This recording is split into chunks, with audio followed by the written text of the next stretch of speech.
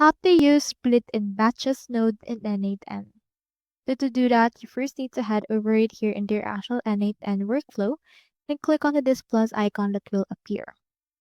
Once you're in there, search right here for split, and you can see right here this split out option as well as this loop over items and compare dataset.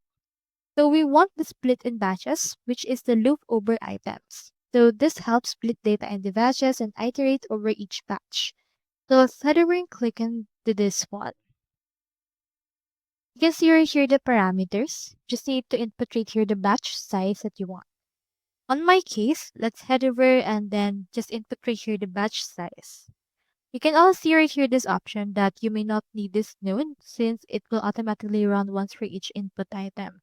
So make sure to input right here batch size higher than 1, which is on this case 2 or more. I'll just input 5 and then head back to Canvas. And as you can see, we have in here this loop over items. So once it's done, it will perform this and you can add another node after this. But if it loop, you can head over and add in here this replace me icon. Then head back and loop in here again. And once it's done, the 5 batches that we have indicated, it will do the done option and you can add another node for this. So that's all there is today, and I hope this video helped you.